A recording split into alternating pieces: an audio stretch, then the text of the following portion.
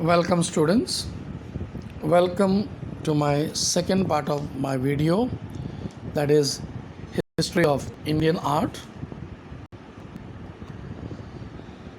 Under history of Indian art, we have learned what is an art.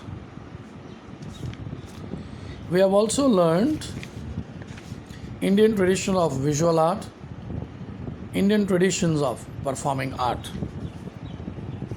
Under that, we have learned various styles of paintings.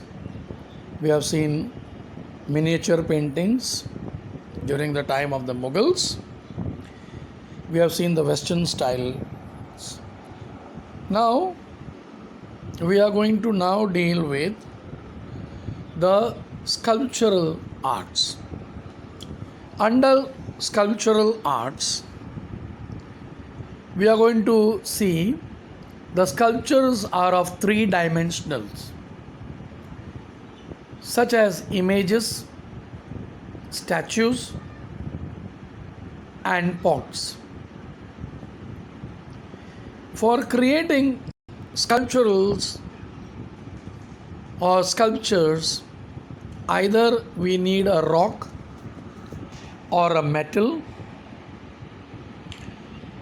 or a clay is used. Rock sculptures are made by carving. Metal sculptures are made with the help of the molds, and the clay sculptures are formed either directly with the hand or using the molds. The entire temple of Kailas at Verul is a unique monolithic sculpture carved out on a single rock.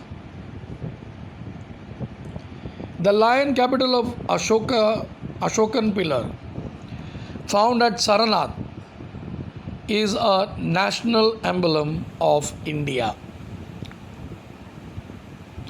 Now, under sculptural art, there are two types. One is folk style of sculptural art, other one is classical style of sculptural art. Now, when I speak of folk style, this sculptural art is also an ancient as the art of painting dating back to Stone Age. Now, even sculptures, making sculpture, it has been dated as from the Stone Age.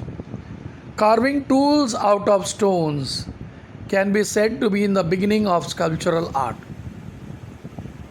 The custom of making clay images for rituals have been prevalent in India since Harappan times. It is continued till today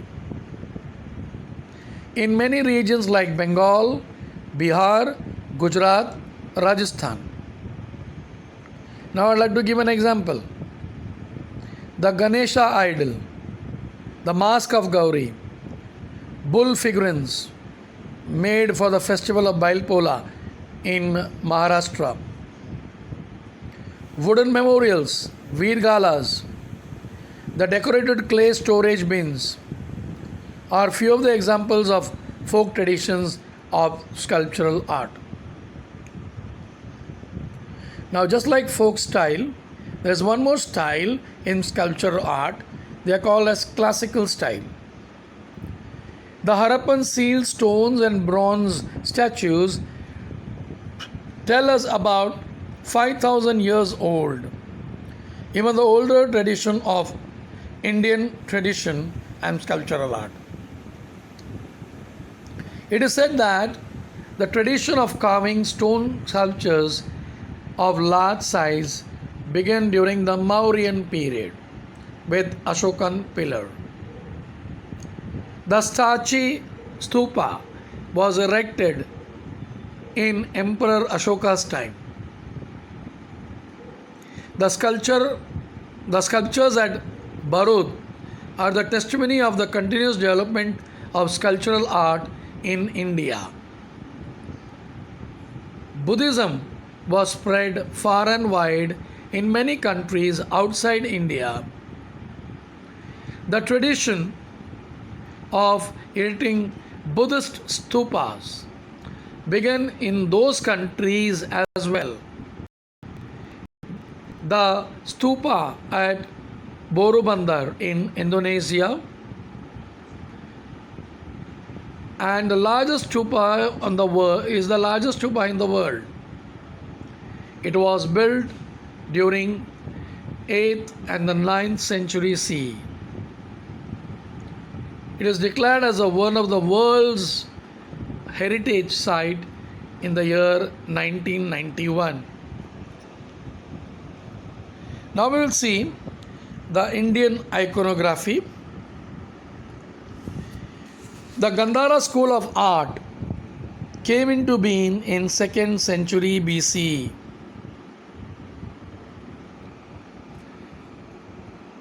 In Afghanistan and neighboring regions. It had Greek and the Persian influence. Now, Gandhara school of art. It started in 2nd century BCE in Afghanistan and the neighboring regions, and it basically influences, it has a basic influence of Greek and the Persian. During 1st to 3rd century CE, that is Kushana period, saw the rise of Mathura school of art. The Mathura school laid the foundation of Indian iconography in the branch of knowledge which includes everything about making the images of God and goddesses. I would like to give you a few of the examples. The Kushana kings made various images of deities on their coins. During the period Gupta Empire, the iconography rules were formulated and the standards for the sculptural art was set. The art of making bronze image was developed under the Chola kings during 9th century to 13th century CE. Bronze idol of gods and goddesses like Shiva Parvati, Nataraj, Lakshmi, Vishnu, etc. were made in this period.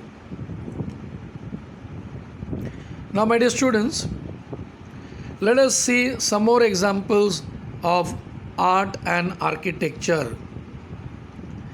Now, when I say art and architecture, there are a number of rock-cut caves in India. The tradition of rock-cut caves originated in India in 3rd century BCE. Technically, the entire composition of rock-cut caves represents the union of architecture and sculptural art.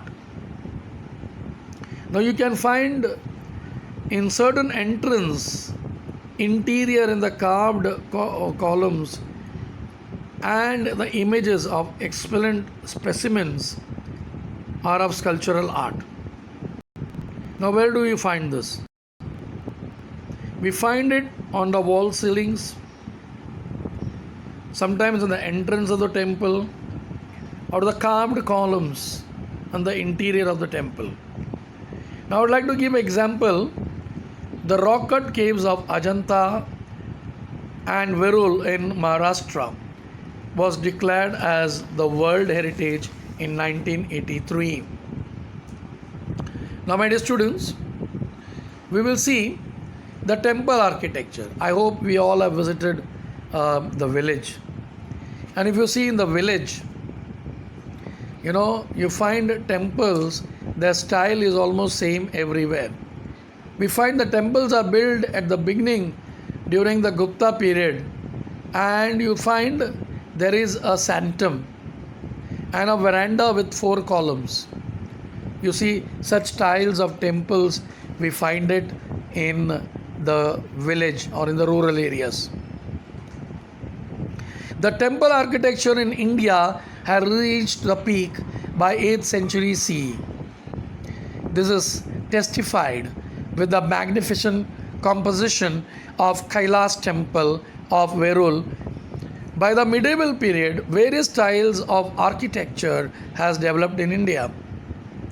Now, the style of temple architecture are identified as a style of tower shikhara, the Nagara style of North India, the Dravidian style of South India are the two principal styles of Indian temple architecture.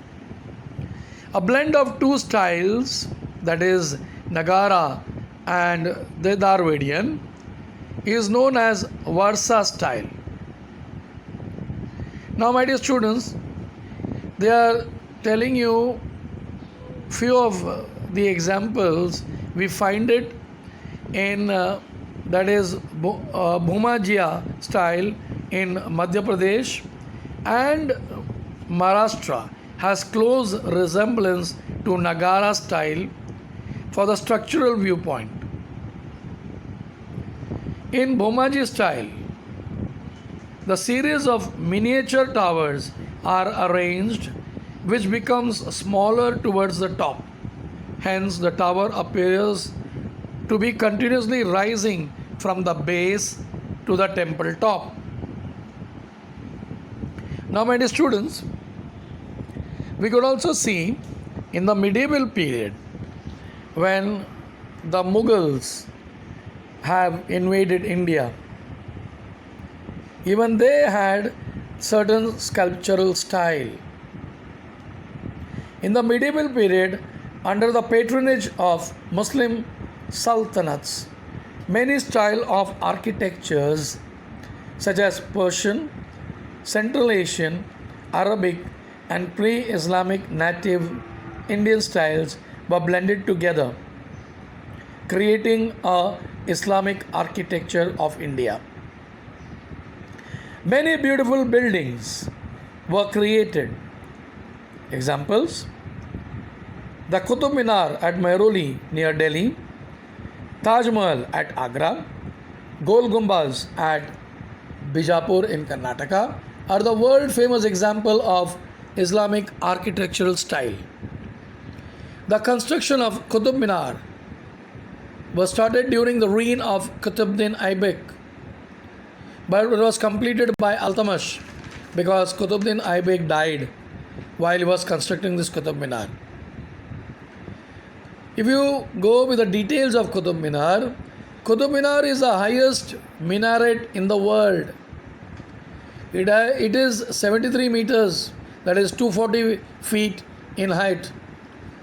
The Qutub Minar complex of the building has been declared as a World Heritage. The Mughal Emperor Shah Jahan,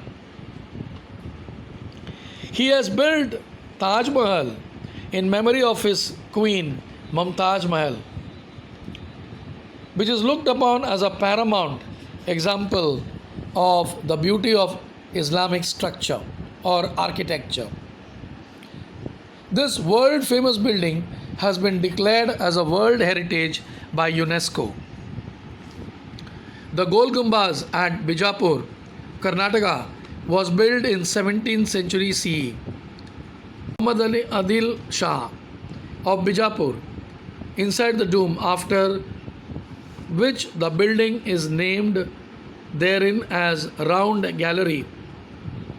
Even a slight whisper by a person standing in this gallery can be heard everywhere as somebody claps. Here, its echo can be heard many times.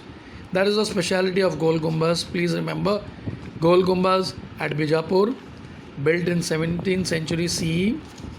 It is the burial ground of Muhammad Adil Shah of Bijapur. The speciality is even a slight whisper in the gallery, you will find it is echoing. You give a clap and the clap comes back to you. Now, during the British period, the new architectural style arose in India. It was known as Indo-Gothic architectural style. Now we can find Indo-Gothic architectural styles. We can find it in Mumbai itself. The buildings like churches, government offices, residence of the top officials, railway stations are built in such styles during the British period. And the best example is Chhatrapati Shivaji Maharaj Railway Terminus, which was called before as Victoria Terminus, which is the Mumbai's finest example of Indo-Gothic architectural style. It is considered as the World Heritage. Yes, my dear students, this is all in the second part of my lesson or in my video. I'll come out with the third part later on. Thank you.